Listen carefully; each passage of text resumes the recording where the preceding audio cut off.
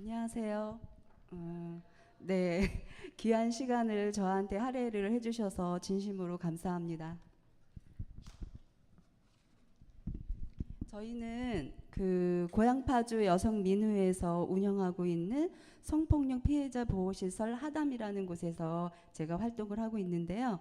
저희 고향파주 여성민우회 그 모토가 연결될수록 강하다인데 오늘 보니까 연결고리로 공동체를 굉장히 지향을 하시는 것 같아서 저희하고 맞는 부분이 상당히 있다라는 느낌을 가졌고요.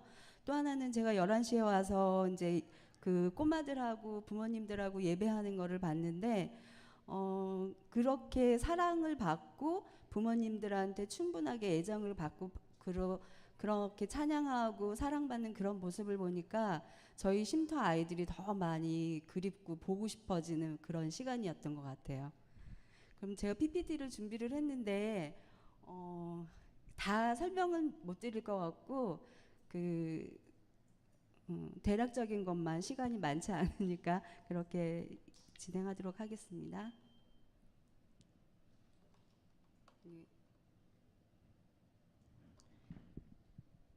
이걸로 할까요?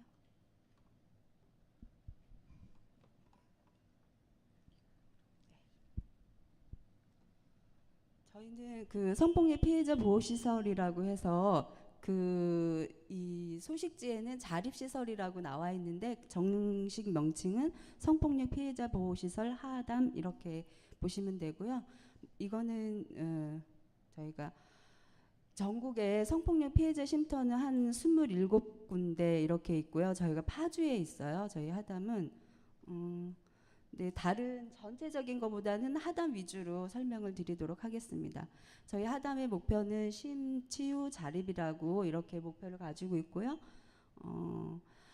보통은 쉼터라고 하면은 어떤 내가 가지고 있는 이미지 이런 것들이 있었을 거예요. 근데 아마 아이들도 자기가 살던 가정에 지역에서 벗어나서 쉼터로 올 때 두려움들을 많이 가지고 있거든요. 쉼터에 대한 좀 나쁜 편견, 선입견 이런 걸로 인해서.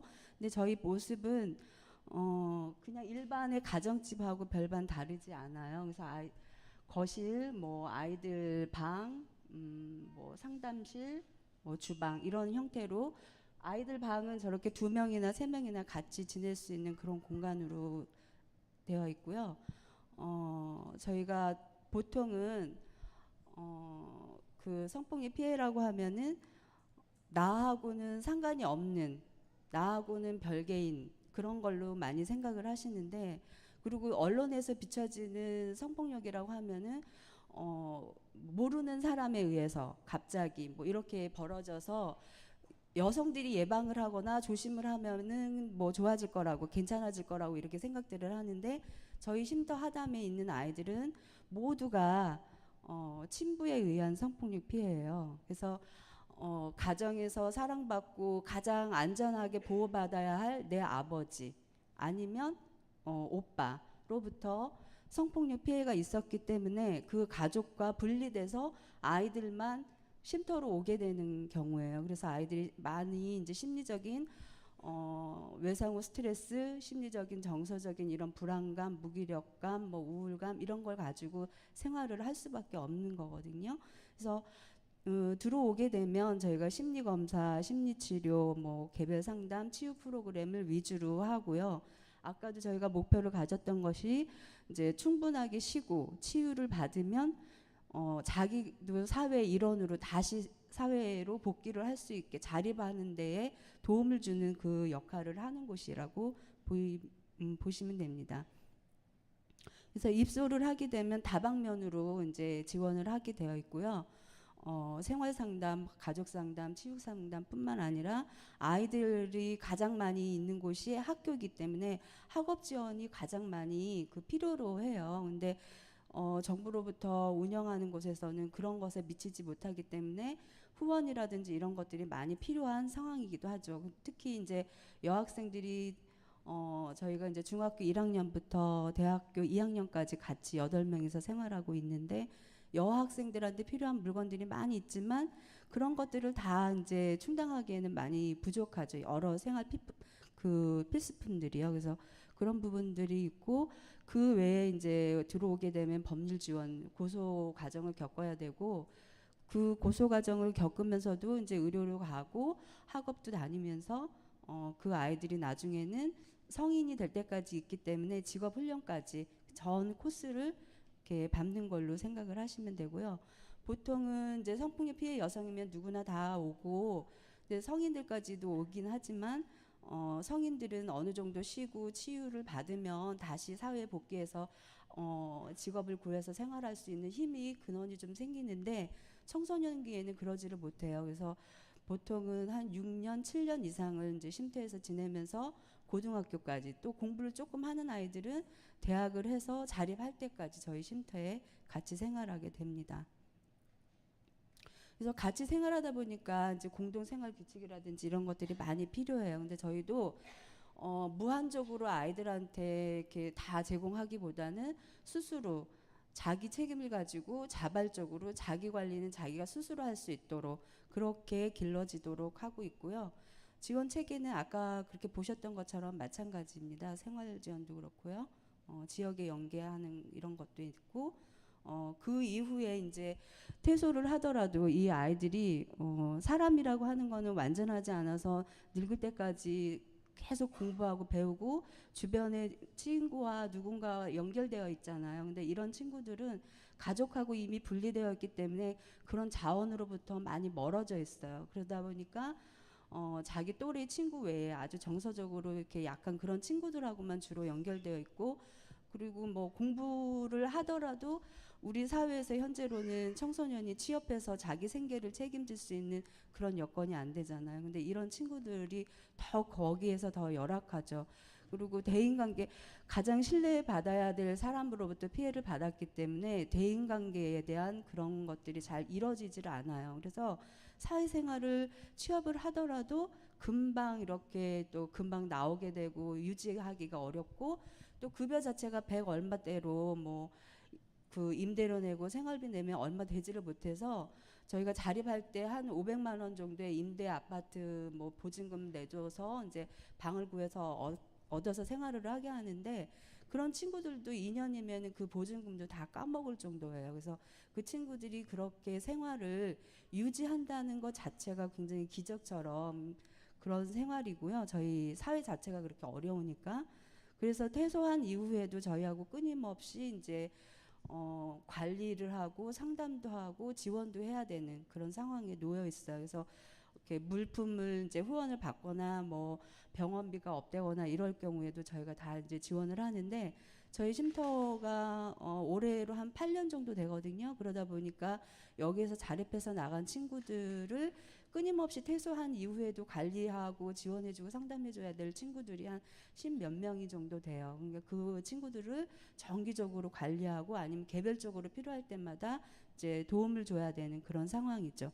그래서 분기별 모임도 하기도 하고 1년에 한 번씩 큰 행사를 해서 같이 모여서 이제 자기 자매를 나누기도 하고 살아온 경험도 얘기하고 그런 시간들을 갖습니다. 퇴소 사례는 친구들이 이제 가장 어려운 거는 주거 지원비고요. 가정으로 복귀를 못하니까 그 이후에 이제 더 어려움에 이렇게 처하게 되는 그런 사례들이 많이 있어서 정말 어려운 여건 속에 있죠.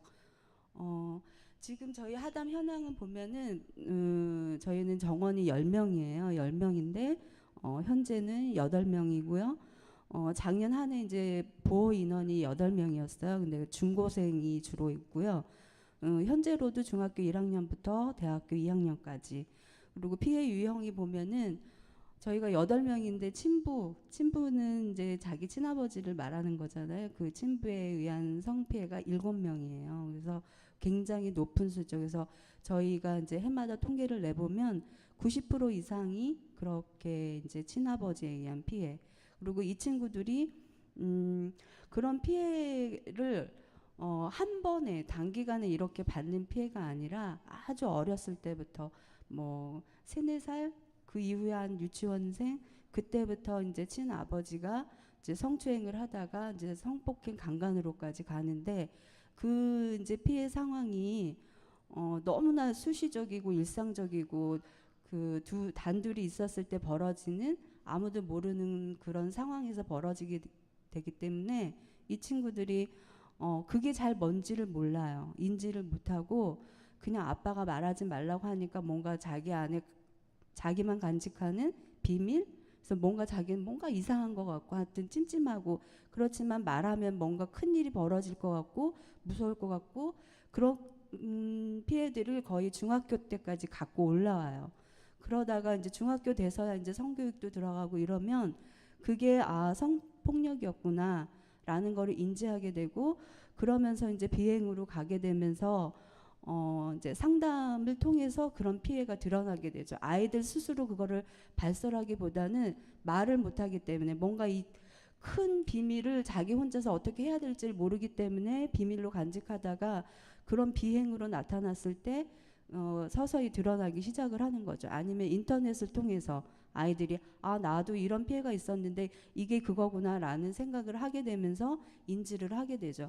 그때 이제 뭐 경찰이나 아동보호기관이나 저희 성폭력 상담소 이런 곳에서 개입을 하면서 이제 그 아이들을 상담을 내서 분리하고 고소를 해요. 그래서 고소를 하면은 이제 주변 어른들이 그렇게 얘기를 하죠. 그래도 너를 낳아준 친아버지인데 어떻게 법적으로 고소를 할 수 있느냐, 이런 얘기를 해서 이 친구들이 그런 성폭력에 대한 어떤 외상 스트레스, 무기력, 우울감을 기본적으로 가지고 있는 데다가 그렇게 주변들로부터 자기 아버지를 고소하는 아이로 인식이 되니까 자책감을 가지게 돼요. 그래서 심하게는 자살을 하거나 자해를 하거나 하는 충동에 휘말리기도 하거든요. 그래서 우리 사회가 그런 것 같아요. 성폭력 피해 여성이 얼마만큼 고통 속에서 자기 그 성적인 거를 침해당했고 고통스러웠는지에 대한 이해보다는 그 가해자, 그 남성이 앞으로 살아갈 사람이 어떻게 힘들지 않겠냐, 가해자 우호적인 편에서 너무 많이 세상이 바라보고 있다는 거죠. 그래서 젊은 여성들한테도 어려움이죠. 혹시 뭐 꽃뱀 아니냐, 돈을 받아내기 위해서 거짓으로 한 거 아니냐, 이런 시선들, 그러면서 그 창창한 남자들 앞가림을 어떻게 하려고 그렇게 하느냐, 이런 얘기들을 피해 여성들한테 접근하는 경우가 굉장히 많은데, 청소년들은 더구나 더 그렇죠. 자기 가족, 엄마로부터도 버림받게 되고 아버지로부터는 이미 성피해를 받았고 정신이 무너지지 않을 수가 없는 그런 상황에서도 아이들은 살아가고 있는 거거든요. 그래서 그런 것들을 보면 아이들은 그래도 자기 아버지이고 자기로 인해서 우리 가족이 해체됐다라고 하는 그 죄책감을 그 작은 아이들이 스스로 짊어지고 평생을 가고 있다는 거예요. 근데 어른들은 고소를 하면은 끝까지 탄원서를 써달라거나 합의를 해달라거나 자기가 한 말이 사실이 아니었다거나 이런 거를 계속해서 법원까지 가서도 계속 요구를 해요. 아버지가요. 그러니까 그런 것들을 다 감당하는 거는 아이들의 몫인 거죠. 피해자의 몫이었던 거죠. 그래서 저희가 이제 친족 성폭력이라고 하면은 언론에서는 다뤄지지를 않아요. 그래서 잘 모르셔서 정말로 피해를 친아버지로부터 당했다고 하면 정말로 그 사람이 미친 사람 아니냐, 이런 말부터 하는데 절대 그렇지 않다는 거죠. 그냥 우리 주변에 나하고 가까이 있었던 사람들이 그런 사람일 가능성이 더 많다는 거고요. 성폭력 전체에서도 95% 정도가 다 아는 사람에 의한 성폭력 피해거든요. 그래서 친족 성폭력은 더 이제 힘들어지는 게 얼마나 발생하는지 정확하게 알 수가 없다는 거예요. 그리고 친아버지에 대한 피해가 높기 때문에 그거를 찾아내서 법적으로 처벌하기도 더 어렵다는 거고요. 또 발생 빈도도 그냥 생활하면서 그냥 이뤄지기 때문에 자다가 아니면 뭐 하다가 이렇게 뭐 이뤄지기 때문에 언제 어디서라고 사실을 명시하기가 어려워서 고소 과정에서도 육하원칙으로 얘기하라는데 아이들이 그런 어려움을 겪게 되죠. 그리고 아주 어린 나이부터 시작해가지고 지속되기 때문에 그런 것들이 이 아이들은 어른에 대한 신뢰를 이미 다 이렇게 무너져서 오게 되는 그런 경우가 많습니다. 그리고 고소율도 낮고 외부로 노출되기도 정말 있고요. 그래서 전체 우리 성폭력 피해가 우리나라에 한 3만 건 정도가 일어나는 걸로 알아요. 거기에서 친족 피해는 10에서 많게는 15% 정도로 이렇게 보시면 돼요. 그래서 그나마 쉼터에 분리돼서 고소하고 한 아이들은 다행이고, 그렇지 않으면 계속 그 상태로 남아있기 때문에 청소년 가출이 해결되지 않은 문제도 있다고 저는 생각이 되어집니다.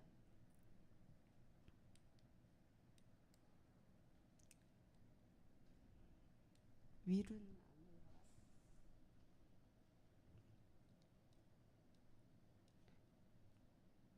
한, 예, 아까도 설명했던 것처럼 이제 고소하는데 그런 어려움이 있는데, 그러면 엄마는 어디 있느냐 이렇게 두 번째는 그런 질문을 하세요. 근데 어머니들도 대체로는 경제적인 학대, 방임 아니면 가정폭력 이런 것에 노출되어 있고, 그다음에 그럼으로 인해서 우리나라 여성들이 그 남성보다는 차별을 받거나 경제적인 어려움에 처하는 상황이 더 많기 때문에 그거를 스스로 혼자 해결하기에는 여성도 너무 약하다는 거예요. 그리고 가족 해체에 대한 죄책감, 두려움, 또 언젠가는 또 내가 쉼터를 나가게 되면 또 다시 나를 가해했던 아버지를 만나게 될지도 모르는 두려움. 근데 또 보고 싶은 그런 양가 감정을 모두 가지고 있어요. 그리고 이제 쉼터까지 못 오는 경우에도 가족 일이니까 가족 안에서 해결하겠다 이런 일들이 많기 때문에 이제 지속해서 그런 사건이 노출되어 있다는 거죠. 그리고 이제 분리돼서 이제 쉼터로 와도 저희가 법적인 거를 끝까지 가거든요. 그래서 경찰서에서 진술하고 검찰에서 가고 다시 이제 법원까지 가서 재판정에 이 아이가 증인으로 다시 서야 돼요. 근데 10몇 살 된 아이들이 그 엄격해 보이는 판사, 검사 앞에서 자기 성적인 피해가 어떻게 있었는지에 대해서 얘기하기란 정말 쉽지 않죠. 근데 그런 과정을 모두 아이들이 겪어내야 할 상황이라는 거죠. 그래서 그렇게 갔을 때 이제 저희한테도 협박을 하고, 그래서 성폭력 피해 쉼터 그에 들어온 아이들이 저희가 이제 8년 동안 이제 돌봤는데, 거기에 아이들이 한 80명에서 90명 정도를 저희 쉼터를 다녀갔어요. 그래서 90% 이상이 친족 피해자인데 이 친구들은 이제 성폭력 피해뿐만 아니라 이제 학대하거나 유기하거나 무관심하거나 폭력이나 이런 거에 다 노출이 되어 있어요. 심지어는 이제 먹을 것도 안 줘가지고 뭐 영양실조에 걸린 경우도 있고, 학교를 아예 중단돼서 강제적으로 안 보내는 그런 경우도 있고, 그리고 가해자는 이제 다 가족인 거죠. 친아버지, 친오빠, 이제 의붓아버지 이런 것들. 그래서 어린 나이에 가족하고 분리돼 가지고 자기 혼자서 쉼터에 와서 다시 전학을 하면서 친구와도 헤어지게 되고, 학교도 새로운 곳에 가서 적응해야 되고, 생활 공간도 쉼터라는 거죠. 자기 집이 아닌 다른 낯선 곳에서 다른 처음 보는 아이들하고 같이 생활을 해야 하니까 그거에 대한 어려움들이 많이 있어서 정체성이 혼란이 있죠. 그래서 한 6개월 이상은 적응 기간을 할 때 굉장히 혼란이라든지 뭐 여러 가지 여타 일들이 많이 벌어지게 돼요. 그리고 이제 먹는 것도 제대로 못 먹고 오고 이런 경우들이 많이 있어서 한 6개월간은 아무리 많이 먹어도 돌아서면 배고프다 그러고 이렇게 이제 나오던 친구들이 한 6개월 지나가면은 이제 다이어트도 생각하게 되고 먹지 않게 되고 뭐 자기 몸도 생각하게 되고 하면서 이렇게 좀 달라지는 그런 모습도 보이고, 가장 무엇보다도 이제 애정 결핍이 가장 큰 것 같아요. 그러니까 엄마나 아버지로부터 사랑을 받고 자란 경험이 없기 때문에 그거에 대한 애정 결핍으로 이제 저희 쉼터 선생님들한테 굉장히 엄마처럼 다가오게 되는, 엄마라고 부르게 되는 이제 그런 관계로 가게 되죠. 그래서 힘든 아이들은 보면은 이제 이렇게 신체나 행동에 어떤 불안 증상 같은 것도 보이게 되고, 이제 잠만 자는 경우도 있게 되고, 이제 경직된 모습을 보이거나 아주 부정적인 그런 태도를 보이거나 애정 결핍이거나 ADHD 이런 증상들도 많이 갖고 있고, 집착하거나 이런 문제들이 드러나요. 근데 이제 성폭력 피해하면은 뭔가 무겁고 아이들이 이렇게 이렇게 늘어져 있을 것 같고 뭔가 나하고는 달라 보이는 그런 아이들의 모습을 상상하시겠지만 실제로 옆에서 보면은 굉장히 밝고 명랑하고 우리 주변에서 보는 중고생 아이들하고 별 차이가 안 나요. 외모로는 그래요. 근데 마음으로는 이런 감정들이나 자기 아픔들이 이렇게 가지고 있기 때문에 이제 늘 그 고통 속에 놓여 있는 건 아니지만 어느 순간에는 그런 고통이 머릿속에 이제 잠재되어 있다가 이제 드러나게 되고 이게 주기적인 게 있죠. 그러니까 이제 좋아졌다가도 다시 또 원상으로 돌아가고 저희 성인들도 그런 고통을 뭐 겪는 사람들도 있지만 그렇지 않을 경우에도 어느 날은 이렇게 처지고 우울하고 아무것도 안 하고 싶지만 또 어느 날은 또 좋고 이렇잖아요. 그러니까 그런 아이들이 그런 것만 조금 더 심하다 이렇게 보시면은 돼요. 그래서 그런 심리적인 허기라든지 뭐 이런 것들이 있기 때문에 병원에도 아주 자주 가게 되고 수시로 아프다고 하고 뭐 이제 관심을 끌기 위해서 발작 증세를 보인다던가 위험한 행동 같은 것도 해서 저희가 곤욕을 치르는 그런 경우도 되게 많은데 그 친구들이 이제 심리 검사, 뭐 상담 이런 거, 그다음에 좋은 어른들하고의 관계 이런 것들을 이제 유지를 해가면서 평온한 상태로 돌아가는 거를 저희가 많이 보게 돼요. 저희 쉼터 같은 경우에는 자원활동가분들이 많이 계시거든요. 그래서 아이들이 학생이다 보니까 학업이 이렇게 거의 이제 이루어지지 않고 공부 경험이 전혀 없고 학교를 정기적으로 다닌 경험이 없는 친구들이 많이 있는데 그러다 보니까 이제 공부 자체를 싫어하는데 저희가 이제 학생이고 해서 그런 자원봉사분들을 많이 이제 초청을 해요. 그래서 논술 선생님 같은 경우도 일주일에 한 번 오셔서 거의 한 8시간 이상을 아이들하고 보내고 가시거든요. 일주일에 한 번씩. 그러다 보니까 이제 그런 과정, 그렇게 자기를 한 명 한 명 붙들고 자기한테 그렇게 설명해 주려고 하는 그런 자원봉사 선생님들, 또 그 외에도 책 읽기 선생님, 뭐 기타 선생님, 뭐 영어 선생님 이렇게 일주일에 한 번씩 오시는데 그분들이 보통은 다 5년 이상을 하신 분들이에요. 그래서 내가 봤던 어른들이 나쁜 어른만 있는 게 아니라 이렇게 좋은 어른들도 내 주변에 있구나.